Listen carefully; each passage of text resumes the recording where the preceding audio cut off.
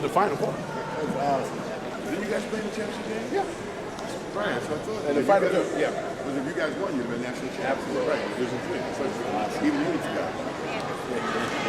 I'm sorry. I won't go there. I won't go there. What do we got? You sending them or? I already sent them. Okay. How you doing, man?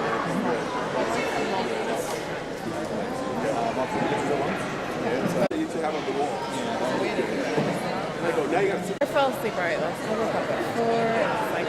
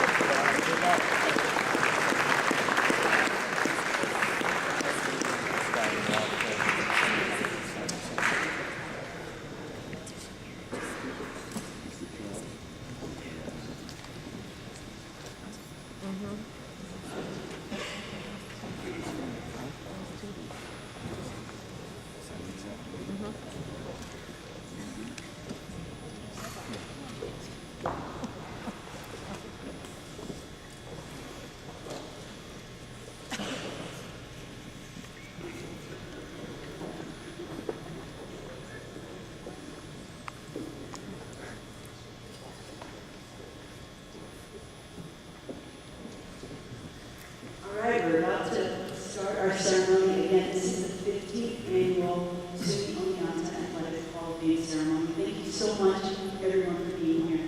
My name is Rosemary. I'm the athletic director here at Oneonta. And today we'll enshrine our highest achievers into our Hall of Fame and celebrate the pride and traditions we hold so dear in college athletics.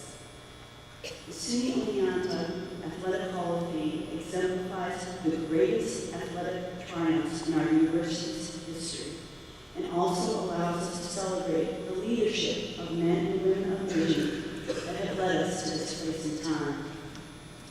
SUNY Oneonta was established in 1889, and it is recorded in the spring of that very first year, our students organized an athletic association for baseball. Athletics are a window to our university, and 21 different sports were created and grew from there, weaving a tapestry of history into our university's narrative for the past 124 years. Today, we honor and recognize another class of self-starting individuals who embody the value-driven skills so evident in the college athlete. We established the Athletic Hall of Fame in 1999, and it's my honor right now to recognize previously inducted Hall of Famers who are in the audience today.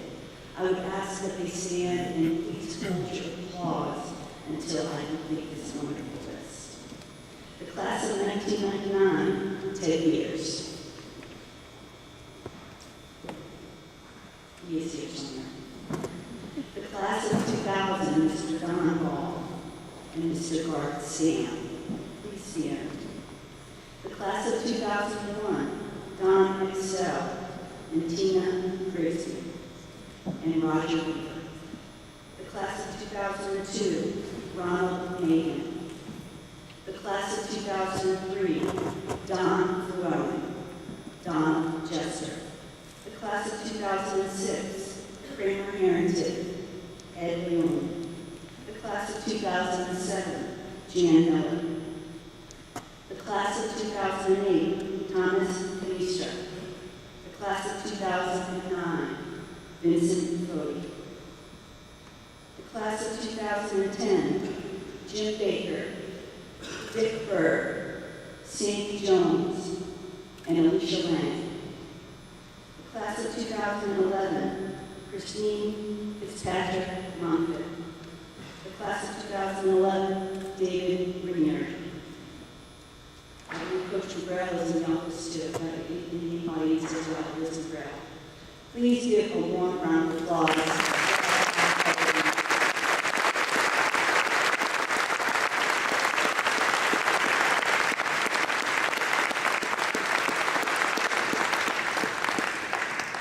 Thank you so much for coming back and continuing to inspire our student athletes. There are many of them in the audience today.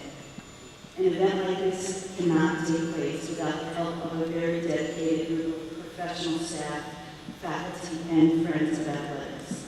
Could I please ask the Hall of Fame committee to please stand for us? They work tirelessly all year long identifying our greatest athletes in our history. The Hall of Fame committee, please stand. Good job. Thank you.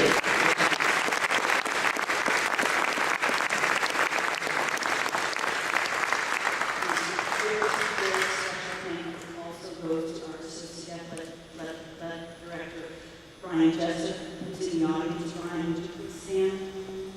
Can't do it without Brian. And on the stage here with me, our Assistant Athletic Director and Sports Information Director, who's going to be the MC of today's event, Jeff Passer. Thank you so much.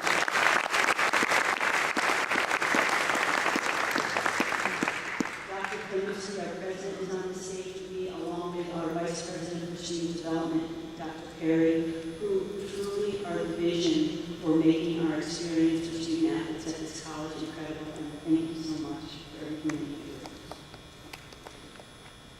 Last but not least, I want to thank our very dedicated coaches who are in the audience, who push our student athletes every day to achieve more than they really believe is possible. And so this event is being broadcast, webcast nationally. And so as we get started, I want to say a very warm hello to our alumni everywhere, and a special hello to the Hall of Fame family members who couldn't be in attendance today. And with that, let's get started. I'd like to introduce our wonderful president, Dr. Nuttall.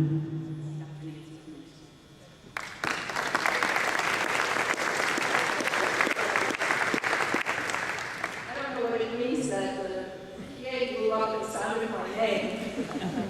But I want to welcome you all here today. This is a wonderful, wonderful event where we celebrate our achievements of our wonderful athletes. And I'm going to make an observation because it's often the case that when we think about what athletics does, we think about what it does for the individual competitor. And it is true, and I was just reminded this morning from talking to some of our inductees from this year's class, how athletics adds to not only the educational experience of the students while they're here, but you get all those life skills like setting goals, perseverance, especially in the face of adversity, teamwork, and flexibility. So you really do get a lot as individuals by participation in athletics. But from the point of view of the president, it also adds so much to the college. To the college as a whole, it binds us all together in a spirit of community, gives us pride in our achievements, and really helps to create a sense of togetherness and a sense of forward motion. So it's not only a benefit for the people who participate in it and for the fans who watch it, but for the whole institution.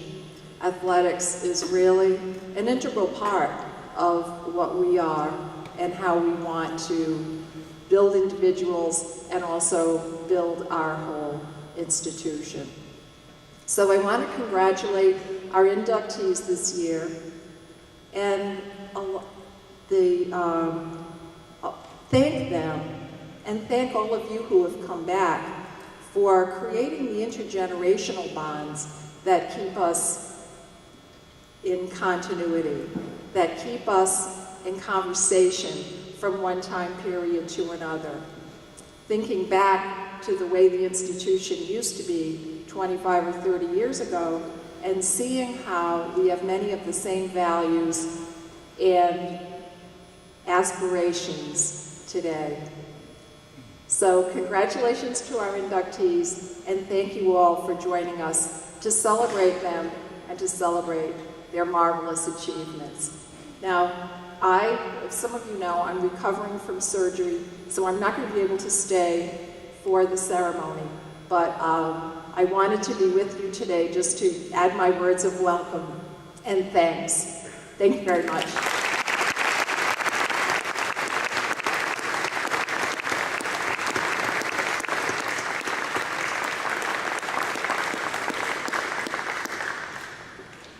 Nobody could have said that better. Isn't she wonderful? It's really, we're going to have a new format, and I hope that you really enjoy this. For those of you who come back every year for this, we're doing it a little bit differently, and I want to thank Jeff Hazard, our Sports Information Director, who is the brains behind this new format. I think you're in for a really great treat. Jeff, who is going to be our MC tonight, I would just like to give him a brief introduction. He's been here at the college for just 15 years now. He started the Hall of Fame for us. He is the chair of the Hall of Fame committee. Last year, he was the president of the ECAC CITA organization as well. And so, like many of our coaches, we all are aspiring at the national level and really helping to direct Division III. And so, with that said, I won't wait another minute. Let's start this ceremony, and let me bring Jeff Hazard to the stage.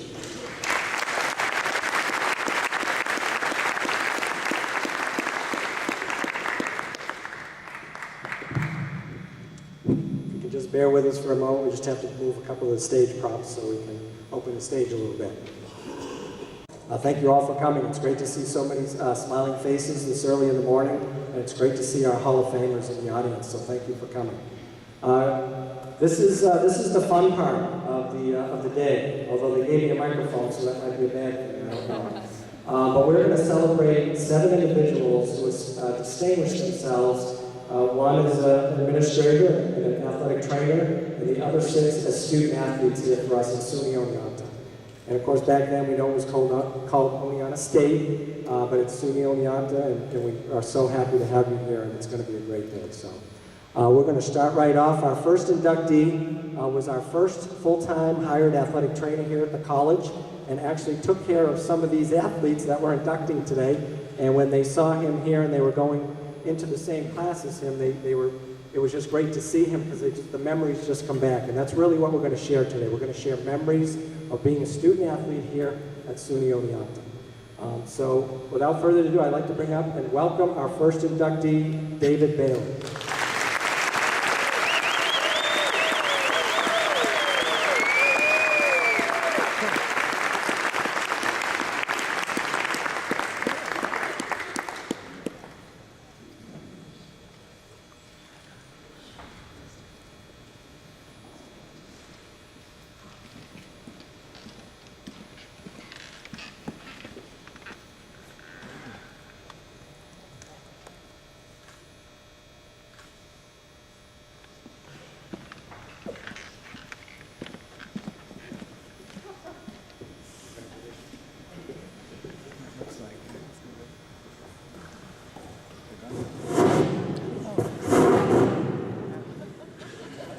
I didn't do it.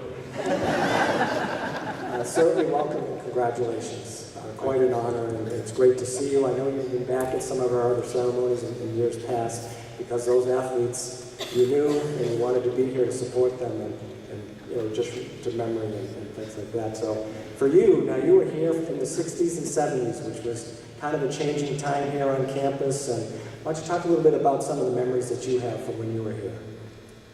Well, I was thinking about this as I came in this morning. It's kind of like the worst of times and the best of times. We had some great athletes, good teams, but at that particular time, Title IX came into effect. We were in the gym across the street here, the Chase Gym, limited facilities, and lots of coaches and teams that wanted the facility at the same time. So there was always that tension, but I think it made us better since we kind of had to give and take to make sure the product that we had, the teams that competed at the national level could hold their own. it helped with that, I think. Now, can you give us a story about some of your experiences with some of the teams? I know you shared a couple last night. You said you had a lot of stories, which I'm sure you do, but can you give us maybe one or two from that time? Well,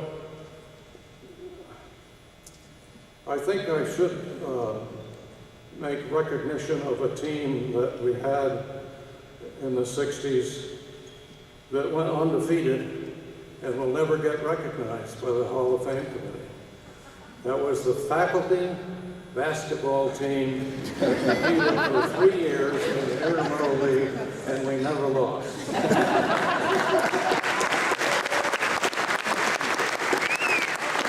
Of course, we were rigged because Garth Stam, 6'8", Ed Kassler, 6'6", Gary Hallway. yeah, and leading scorer from Ithaca College, Mark, and Gary Holloway, the leading scorer from Albany State, and Keith, what's his name? I've drawn a blank. Keith McCarthy, an Hall of Famer from the 1950s, and Don Flelling and Don Axtell also played. And then once in a while they let me get up off the bench. But anyhow, we had a lot of fun.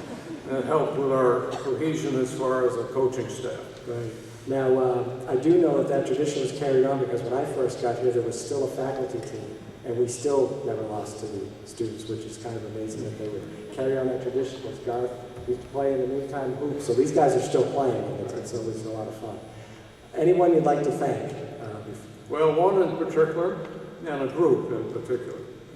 One was a young lady that I brought to this campus in 1952 when she enrolled as a freshman. She had just been voted in her high school graduating class as the most beautiful. She still is in my eyes. That's my wife, Mona. We've been married.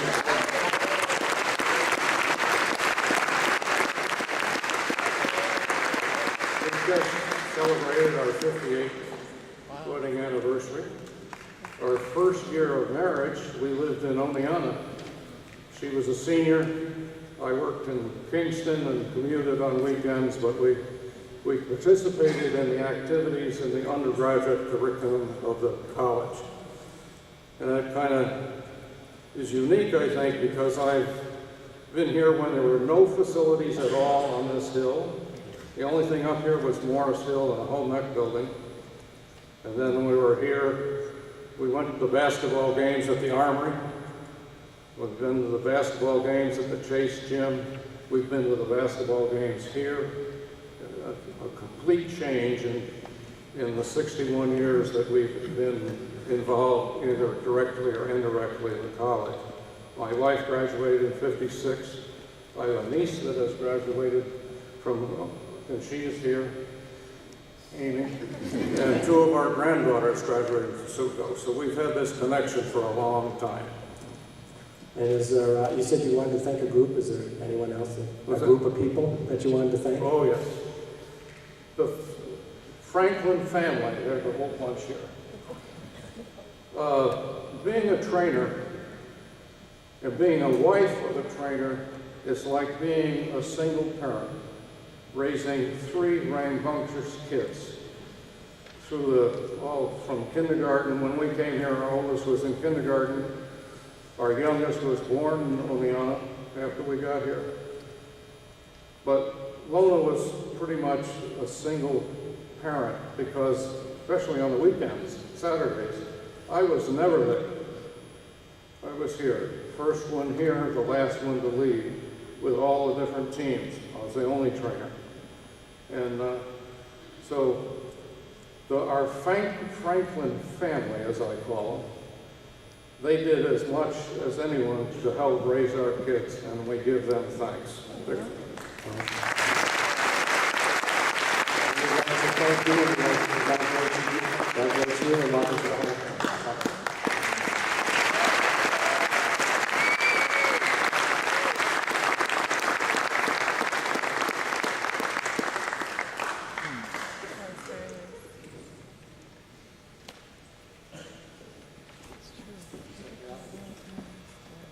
Certainly off to a great start here. Our next gentleman has the distinction of being our first men's tennis player that's going to be inducted into our Athletic Hall of Fame. He's a SUNY champion, he was an ECAC finalist, and is still a nationally ranked men's tennis player. I mean, he said 2 weeks ago he was playing at a clay tournament, the grass tournament, and then a couple weeks he's going to another national tournament. So this gentleman has made tennis a lifetime venture, and we certainly want to welcome Mr. Alan Chaskin.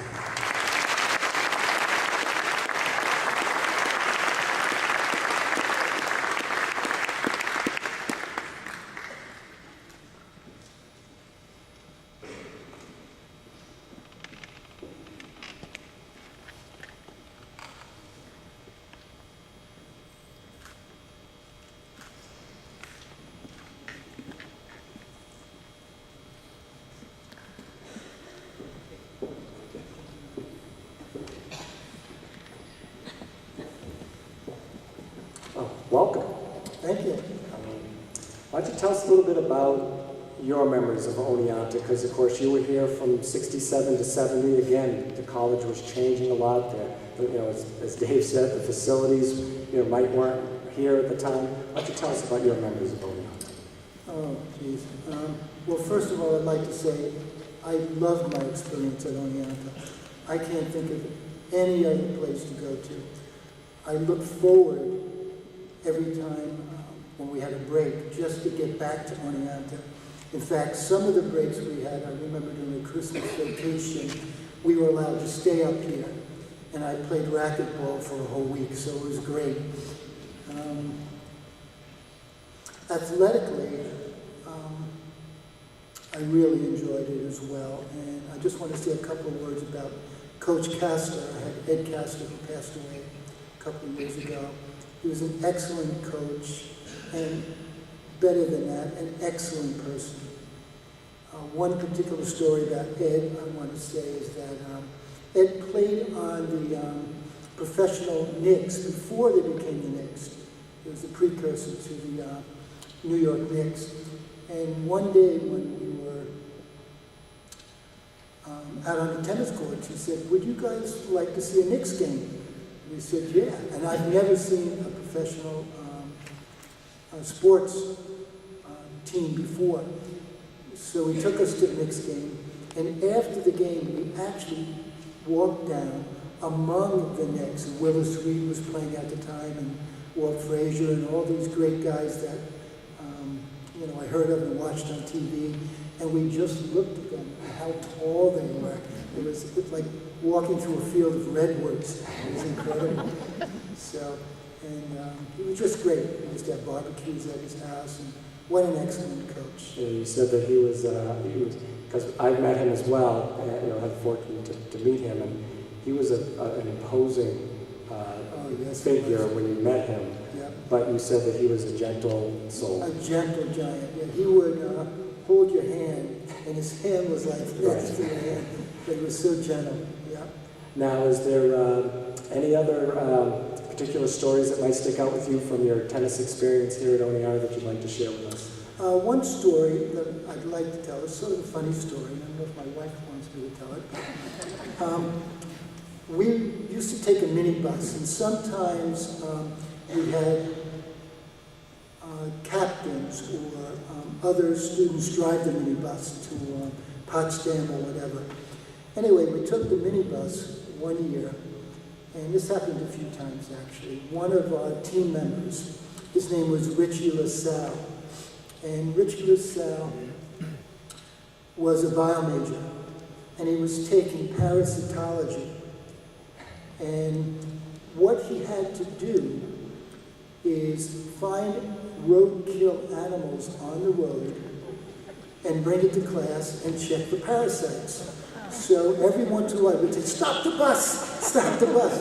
And he would go out, get the dead animal, put it in the back of the car. We must have 3 or 4 dead animals one trip. So I had to tell that story. Did you win the matches? Did you win the We won most of our matches. Wow, that's really great. And certainly, anyone else that you'd like to thank, while you're up here?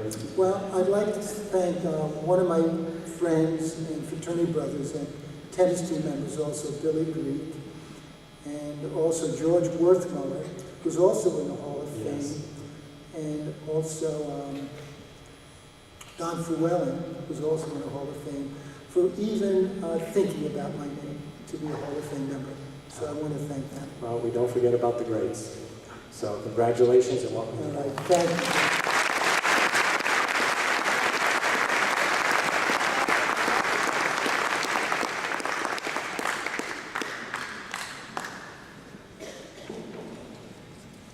Which picture is it? This guy right here. He told me he was going to bring the hair today, but he's not. Our next gentleman, our next Hall of Famer, was a member of our 76-77 men's basketball team that is also inducted into our Hall of Fame. They used to call these guys the high-flying, above-the-rim players back in the 70s, which is, that's the way they play now. So we certainly, he was an all-conference player, and that team was national runner-up in 1977, and he was named to the Final Four All-Tournament team, which kind of amazed me when I found this out. It was the only All-Tournament team that he was ever named to. So you save your best for last, Ralph Christian.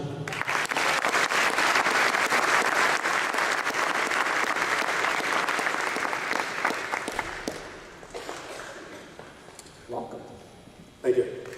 Why don't you tell us about your memories of Oneonta? Maybe a little bit about that 76-77 team and running through the tournament, because I know you beat some good teams. There was one team that we wanted to beat, and that was Albany State. We would always beat Albany State here, but we never had the opportunity to go there to beat them. And Coach had said, if there was ever a team that could beat Albany at Albany, this was the team. But they weren't in our season to play at Albany, and we actually ended up going to Albany for the regional finals. And the most interesting thing about that is, I think Oneonta has come a long way as far as facility, as far as what they bring to the table. But back then, we were the vagabonds, and the bus that we rode on broke down on the way to the game. And the funny thing about that is, one of the players is Sully, 6'7", and we got in trouble because the bus broke down, so you have the basketball players out of the bus, and it's a two-way lane highway. So Sully decides to lay on the ground, and we put a coat over him. So he looked like he was dead. So people, you know what happens. We get rubberneckers that we actually caused a crash because as he was laying down, he moved his arm. And actually, the car hit the other car, and Sully got up, and they were like, he was just dead a second ago. That was funny, but the thing was, it was such a win because if there was ever, even to go to the NCAA finals, that was the game that we wanted to win. And we won it for the coach, because Coach wanted, Coach Don Swellen wanted that to happen. But the game, it wasn't in the game. Mid-season, I broke my foot during the winter break, and Dr. Bailey told, I went down to the trainer and I said, Doc, what did it look like? He says, you're done for the season. And I go, I can't be done for the season. I'm a senior. I can't be done for the season, Doc. He says, you broke it's the fifth metatarsal bone? You broke it and you're done. I said, Doc, I can't be done for the season. I'm playing. I said, what do I need to do? He says, stay off of it. So I did. So I stayed off of it, but I actually practiced with my right foot. I practiced so much with my right foot that my one calf muscle was bigger than the other one. And I actually developed 3 different speeds when I would actually play because I was favoring this when I actually came back. So I missed, I think, a game. And I actually played with a broken foot. And because if there was ever a team that would go all the way, that was the team. And I wanted it. But here's the ironic part, and this is the part that meant so much to me because I don't know how the games are played now, but when we played it across the street, when you started, you'd introduce the other team, and then the lights would go out, and then every player, the spotlight would come out, and you get out there. It was such a feeling. And I'm like, I'm not starting anymore. And I'm like, Coach. And one day after one of the games, I said, Coach, can I talk to you for a second? And we're in his office, and he said, yeah. I said, I feel bad. I'm a senior, and I'm not starting anymore. And he says, okay, tell me what you really feel. I said, I'm not starting anymore. And he said to me, let me ask you a question. Do you finish the games? Or are you in there when the game ends? I said, yes. He said, would you rather be in the beginning of the game or the end of the game? And he says, you kind of give us a push. This is a big psych play, I want you to know that, but it worked. Because what he did was he said, it's not how you start the game, it's how you finish the game. And so what he did was, he got a scorebook out, he opened it up, and what they used to do is, every time someone came into the game, they tallied how much time you spent. And what it ended up being was, I ended up playing more than any other player. So it wasn't, if I started the game, I wanted to be in at the end of the game. And I want to thank Coach for that, because that's just something in which I had to get through my head. It was a paradigm shift that I had to go through, and I so much appreciate it because I enjoyed coming off, and actually, it didn't matter. It was so much fun, and winners never lose, and losers never win, and he made us be all winners. And how has that transferred into your very successful business life? I mean, you're an entrepreneur now. Yeah, I actually ran radio stations in Buffalo and Jacksonville, Florida. My number one station was a country radio station in Buffalo, New York. And to the point where in business, you're going to learn the higher you get sometimes, the closer you are to the door, depending on what it is. And so in that, we transitioned into independent business operators. And it's so special because where you are now as students and who we are as people, you are as good as how you look in the mirror. You control your own destiny. And don't let anybody steal those dreams from you, because that's all about how you grow and where you want to go from here. And it's not the fact of what you can do. When you say you've done your best, it really isn't. And what you want to do with that is take that rubber band or a bow and arrow. Because if you only stretch at a certain point, it'll go. It just won't go far. If you push it back a little bit further, it may go a little distant. But what happens when you stretch that all the way? And I challenge you to do that. When you don't think you can do it, or you don't think you can do it, just go back a little further. You'll be amazed what happens when you can stretch your arms like that. And we certainly know that you did the best that you could, and knowing that story about the fifth metatarsal and going through that, but you're right, it's not how you start, it's how you finish. Yes. And congratulations and welcome to our Hall of Fame. I just want to say one thing. This is my motto that I actually live by now, and it's called Dream and Think Big. Work smart, not hard. Commit, believe, and achieve. And God bless you all, and I'd like to thank, first of all, I have to acknowledge my fiance and my family and friends there. But the gentleman, please stand up, Glenn, for a second. Everybody, if you don't know this is Glenn McIver, played for SUNY Binghamton. Back at the same time I played, and he's my best friend. I've known him for all my life, and he just got inducted to the Hall of Fame this year.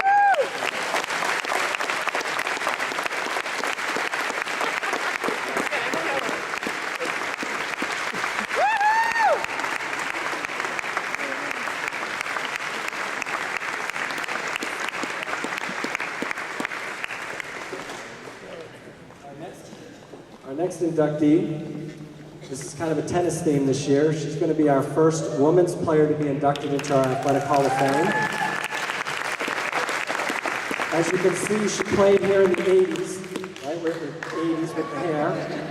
And her children who are in the studio, where are in the audience, where are you? They loved her hair. They said, one of the daughters said she is definitely going to wear her hair like that. She was a three-time SUNY champion. She finished her career record with 40 wins and only 5 losses. She went undefeated as a senior. Certainly one of our legends. And again, we don't forget our legends. Susan Ritter, Monfort.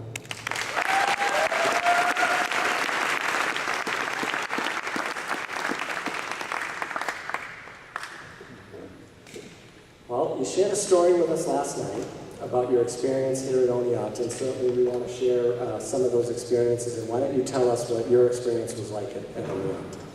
When I first got to Oneonta, I really did not know anybody up here. But I joined the tennis team, and after a couple of weeks, I was thinking, I think this is too much for me. I can't play tennis, academics, experience college life. So I called my dad at the time at a payphone in the Union, and I explained to him, I think I'm going to quit. I can't do all this. And after a few words that I won't say, he told me, he said, why don't you give it a shot, try for 1 season, work it out, you could do it, I know you could do it, and I stuck with it. And it was probably the best decision I ever made. And thanks.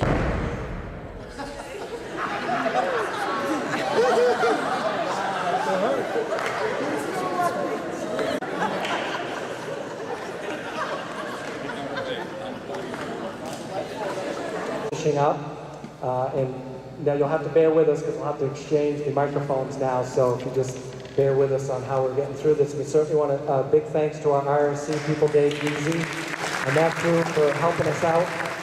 And for those of you who are videotaping on cell phones or anything like that, I mean, we'd appreciate it if you can forward any of this video to me, and we'll get it to Dave and Jared so that we can piece things together for the DVD that we're going to put together for our Hall of Famers. So we certainly appreciate any help in that area as well. So thank you. Well, we were at the part to where we're just going to kind of like who you'd like to thank and as you, during your time here. So why don't you take a moment or two to tell us, First, I'd like to thank Mrs. Carol Blazina, who's here. She was my coach while I was here. Is she here? Or is she? Is she not here? Had to step back for a minute. Okay. And I'd like to thank my parents who are in the audience, who used to come up and watch my matches. And my husband, Tim, who's probably my biggest fan during this whole thing. And my 4 kids are here. They're 16, 14, 12, and 9, who have been having a great time here. And my sister Julie and Bob and Carly, who took the ride up here to back me up a little bit. So thank you guys for being here. Love you. Thank you very much. Welcome to the Hall of Fame.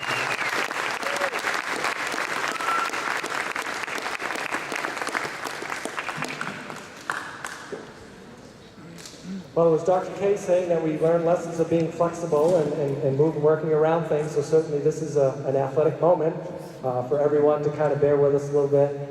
And I'd like to bring up our next inductee, who is our only 3-sport athlete in this year's class. She participated in volleyball, basketball, and softball back in the early days when women's athletics here on this campus was really starting to blossom. And she was one of our outstanding athletes at the time. She was the Senior Athlete of the Year in 1973. And she went to 3 national tournaments with our volleyball team with her teammates who are in the audience today, and certainly a special time. So let's bring and welcome Rosemary Sorenson, Harvey.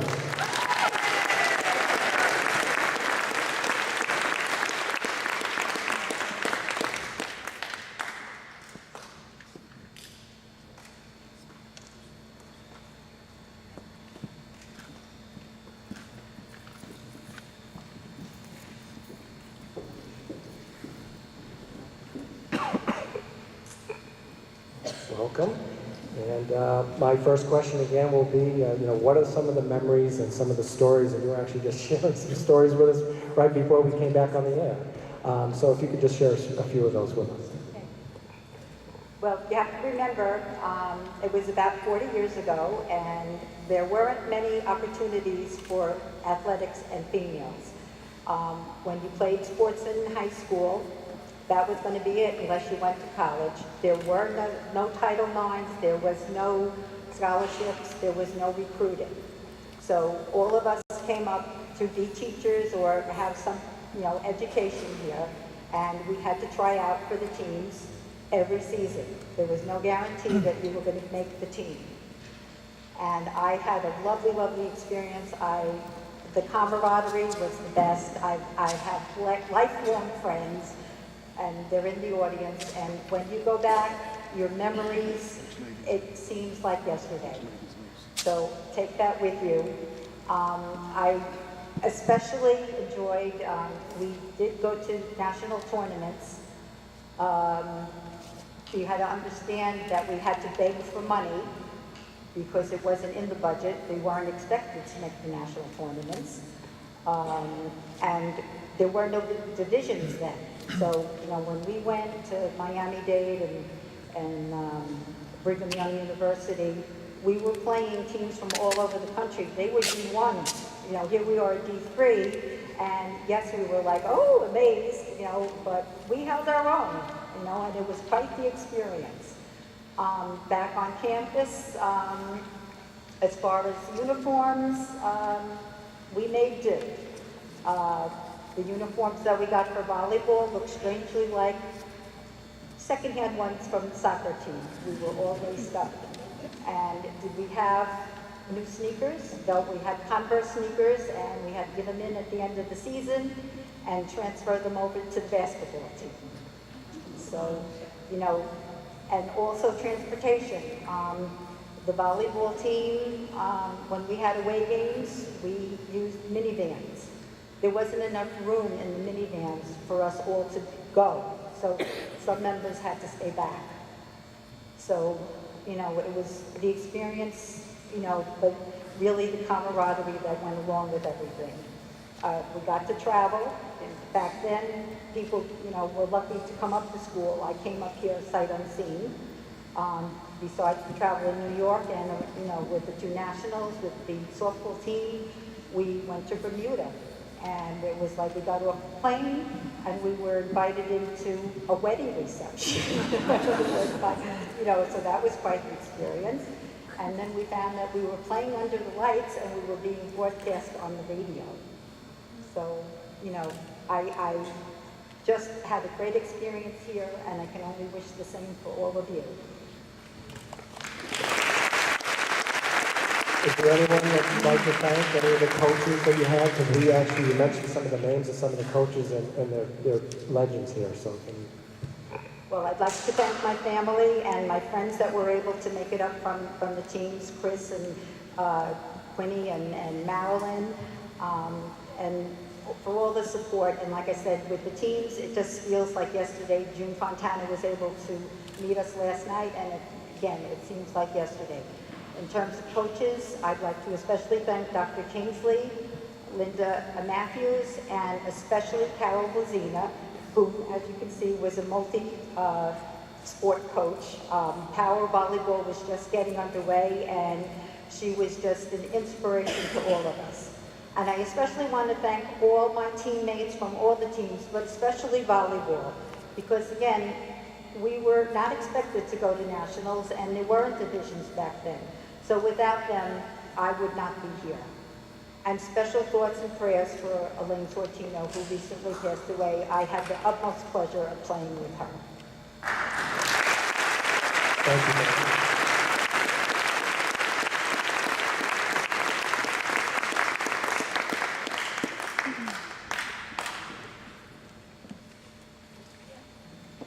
The next gentleman we have, last night at our dinner, he was sitting at his table, and it was amazing who he was sitting with, because it was Don Jester, who's Mr. Brian Jester's dad, who's in our Hall of Fame.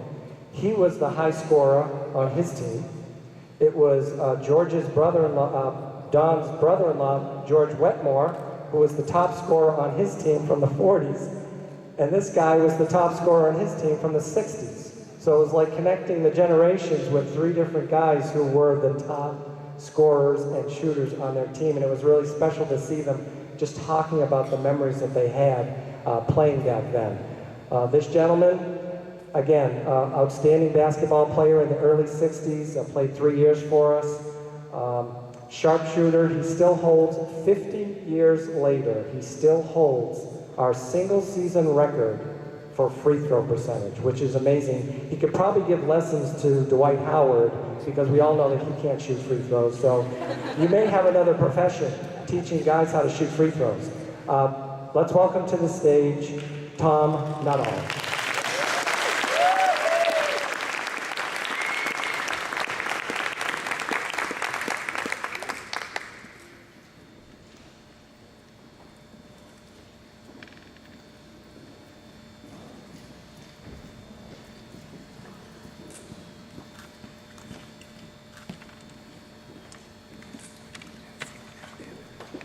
Welcome, sir. Have a seat.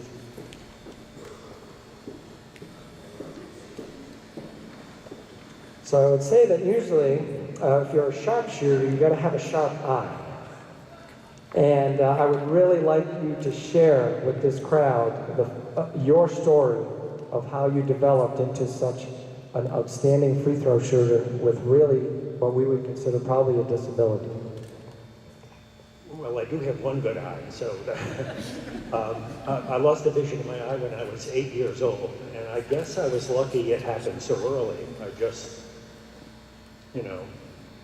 just naturally adjusted. I didn't know I wasn't supposed to play basketball because I had no depth perception. I didn't even know what depth perception was when I was 8 years old. And fortunately, no one ever told me that I couldn't do it. No one ever said, do something else, don't play basketball. But I do need to bring some clarification to this undefeated record that the faculty had in the intramural basketball. I mean, it's true, but there's an asterisk.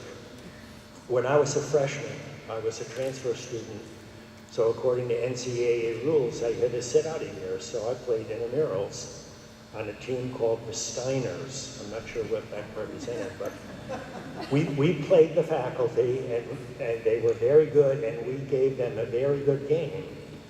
But starting in the beginning of the second half, everybody in our team fouled out. One right after the other. 5 fouls are gone, 5 fouls are gone. With more than 10 minutes left of the game, we had 2 players, myself and a guy named Jeff O'Neill, against the faculty who had 5 and then 4 more on the bench. So they won. And I'm not suggesting the faculty had any undue influence over the officials. Things were all above board, but I would like to see an asterisk put in there. And then there is one story I would like to share with you. One of the great things about playing sports is you learn lessons, if you pay attention. Lessons that apply not only to sport, but to real life. And I learned 2 lessons on one day on a Saturday in October of 1962. And I can tell you for a fact that's 51 years ago. I taught math most of my life. We were the basketball team was going up to Syracuse for a scrimmage. And we were very excited about it because they were going to take us to a football game after the scrimmage. And at that time, Syracuse was one of the best football teams in the country. They had the future Heisman Trophy Hall of Famer running back named Ernie Davis. And so we were thrilled to see him play. It was much more important to us than the scrimmage. So we started the scrimmage at 9 o'clock in the morning. And I was matched up with this guy that I didn't know. Physically, he might have been an inch taller than me, but we were both skinny as rails. Neither one of us could hit 160 pounds so he wasn't physically imposing. So the first time down the court, I had the ball and I gave him a little head pump and he went up in the air, and when he came down, I went up and I scored. So going back on defense, I'm feeling pretty good about myself.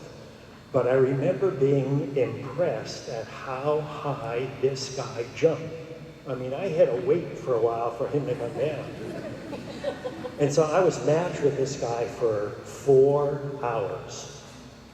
And I never faked him out ever again. The guy turned out to be Dave Bing, who was a 3-time All-American at Syracuse, a perennial All-Pro in the NBA, one of the 50 greatest basketball players who ever lived. And that Saturday morning, Dave Bing taught me 2 lessons. The first is humility. And I'll tell you, that's the hardest lesson of all to learn. So I felt good after the first 15 seconds of that game, but not for the rest of it. And the second lesson is so simple, but so important. I realized then, if I was going to have any success, I just had to work hard. It's that simple. If you want to get better, you work hard. So, that's it.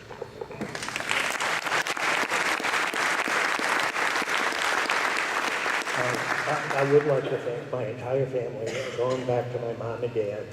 My entire life, I was never met with anything other than support and encouragement, and that really matters. Every teammate I've had, I think anytime an individual receives recognition playing a team sport, most of the credit there belongs with his teammates. You can't do it alone in a team sport. And Coach Ed Hassler, who recently passed away, I played for Ed his first 3 years at the university, and it was just a privilege knowing the man and an honor to play for him. And of course, I don't know who they are, but the administration and the athletic department, the Hall of Fame, everybody who had something to do with putting on this event. It's just fantastic. And very, very much appreciated. Thank you from the bottom of my heart. Thank you.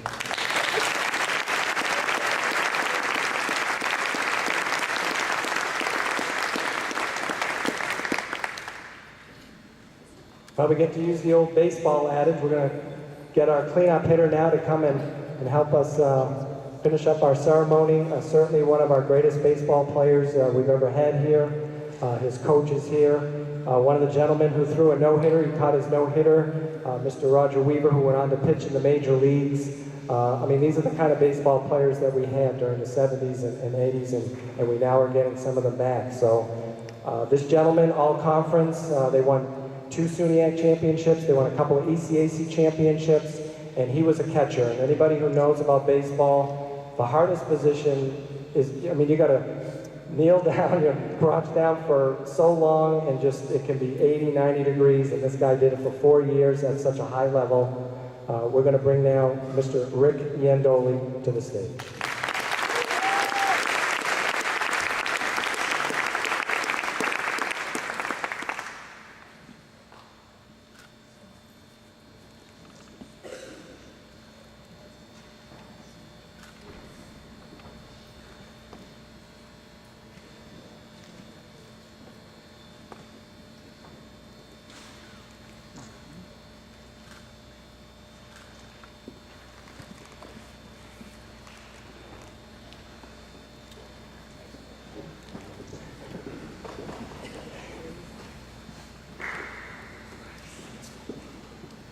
Well, we know you have some stories, and certainly most of your stories pertain to what the life lessons that you've learned through athletics here, and we know we have some student athletes out here that might like to hear some of those stories. If you could share them, please.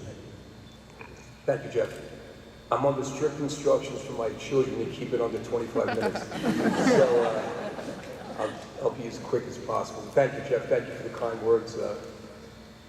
I just want to say to everyone in the audience that Jeff and I formed a great little bond this summer.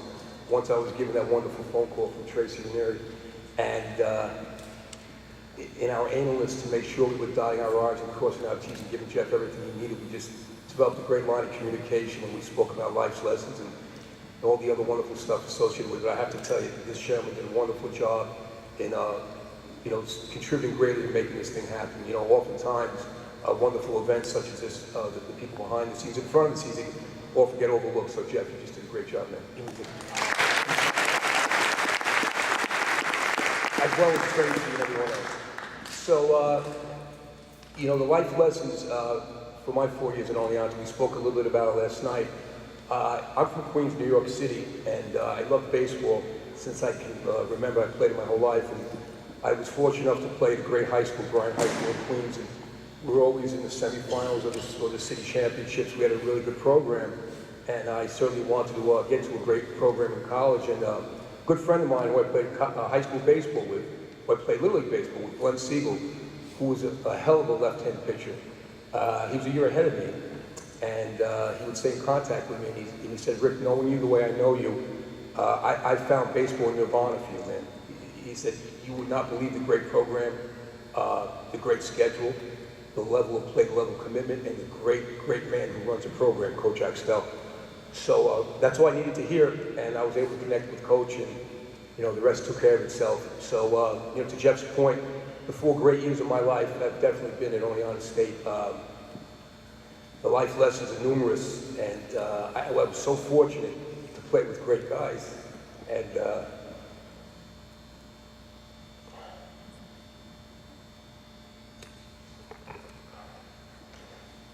excuse me, and a great coach as well. And we had a 4-year run that was unreal. I felt like I was playing with the New York Yankees. In fact, Oneonta State was on fire between 73 and 77, still is, but we were a powerful brand, whether it was soccer, whether it was cross country, whether it was women's sports, whether it was basketball and baseball and track and field and wrestling. Man, we were just, we blew it out of the water. We were great, and we all felt that way about who we represented. So, to me, it was a 4-year march from my freshman year to my senior year, which is a march of continuity to make ourselves great and excel and win as much as we can and represent ourselves as best as we can. And Coach Axtell, when you speak about great leaders, I'm a big fan of great leaders in life. And Coach Axtell is the greatest leader I've ever known, and I've been privileged to be associated with him. He taught us so much about the game of life and about the game of baseball. But it sounds a little maybe Pollyanna or maybe corny, but it's not. It's really true. And it's I'm going to kind of piggyback on everything that all these wonderful people said prior to myself. But the things that Coach Axtell taught us about persistence and perseverance and work ethic and showing up and being accountable and consequences for your actions and seeing things through and representing yourself well and playing hard. And at the same time, there's nothing wrong with wanting to win every second of every day. You go for it every second of every day. But you need to, evolve to those necessary behavioral patterns to get yourself there. And so to that point, we showed up in the middle of August, and back in those days, we had a fall season, as it no longer exists now, as I know. But we would play 25 games in the fall, we play about 25 to 30 in the spring. And we show up in August, and we work like heck, and the season began, and we had the Albany tournament, had a great schedule, even though we were SUNY in Division III. The coach was astute enough to supplement that schedule with great Division I teams and Division II teams, which made us better, which made us feel better about ourselves, and we beat the heck out of everybody. So it was wonderful. And after the fall season would end mid-October, the weekend would evolve, and the following Monday would happen, and we all had a schedule of where we needed to be to get ready for the spring season. So whether it was underneath the physical science building in the batting cage, taking batting practice, whether it was pitchers and catchers showing up at different places, on campus, in the gym, on the field, underneath another building. It was outfielders, it was infielders, it was, the continuity of the program in play made us the great ball players we were, the great teams we were. It's all about practice, it's all about perfection, it's all about, just doing a lot of what you do. The great book Outlier speaks to it. The more you do something well, the better you're going to get at it. And then we go back in December for our for our winter recess. We come back in January, and the same situation evolved, the same level of practice.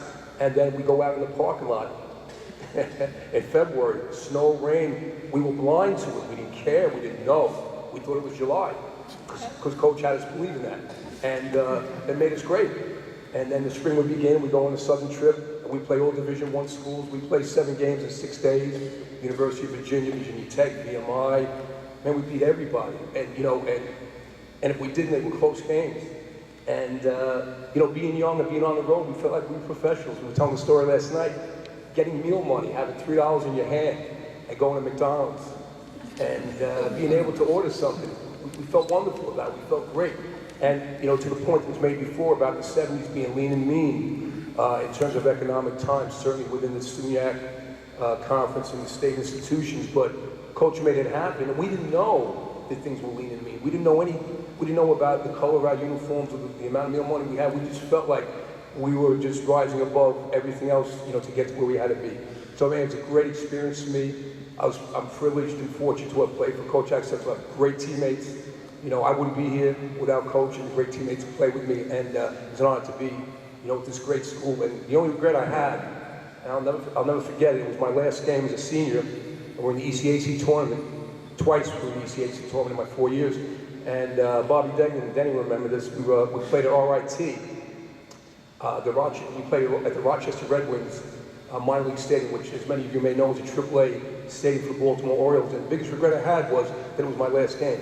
Because, man, I wanted to play for another 20 years here. And, you know, all great things have to come to an end, and then you make it a launching pad to other great things in life. So, you know, it was just, we were fearless. We were a great team. We had a great bunch of guys. And Mr. Bailey kept us on the field as well. I know he kept me on the field a couple of times, but I had no right to be there. He took an injury and he made it go away. So just great times. Great times.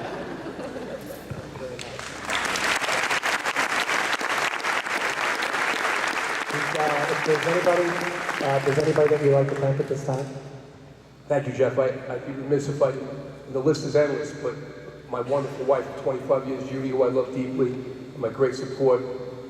Thank you for being here today. My three wonderful children, Christy, Kayla, and Rick. I love them to death. Thank you for being here. My great dear friends and teammates who made it their business to be here today. Roger Weaver. I was fortunate. I caught some really good pitchers in high school. Some guys got drafted high. And we had a pitching staff second to none. When I was here with Mike Planich, with Glenn Siegel, with Tommy Bean, with Frankie Galco, this guy over here, nobody threw a baseball like him. And nobody hit a baseball like him. And of course, he played for the Detroit Tigers for 6 years. And Coach Axtell had a great line last night when we talked about the fact that Roger would be here. Coach said, I hope he brings a slider. and Roger always brought a slider. It was great. So, Roger, thank you for being here, man. And Denny Cole was wonderful. Wife Cindy. Denny was a great ball player. He was a year younger than me, played center field, great catch. It's all conference. And he could run like the wind, man, and he's a great friend. And then, of course, Bobby Degnan, one of my dearest friends in the world, with his wonderful wife, Kathy, great outfielder, Power, all conference, and to all my other teammates who couldn't make it. And, of course, last but not least, Coach Axtell, I love you from the bottom of my heart. Thank you for all the great things you've done for me as a ball player and helping me help making me the man that I hope to be always. And Mrs. Axtell, thank you for coming, and Jody and John, and I know Jimmy is down south, and also the committee. Coach Llewellyn was a great guy, and everyone else on the committee, thank you for making this happen for me. Thanks a lot.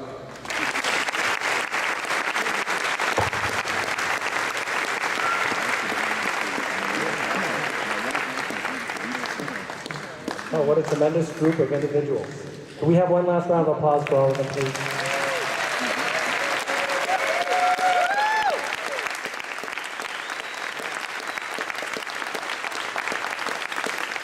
This time we're going to ask that everyone just remain seated for a few moments. We're going to escort our Hall of Famers from the stage out to the atrium where we'll unveil their plaques. So if you could just bear with us for a few minutes while we escort our Hall of Famers out to the atrium, and then I'll ask everyone to join us out there after they're out there. Thank you.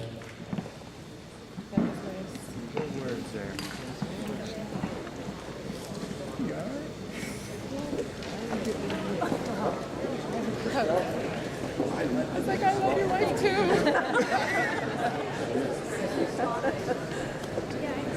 What's her name again? I love her. I know, yeah, I know. That's what started. That's awesome. You know, I like this.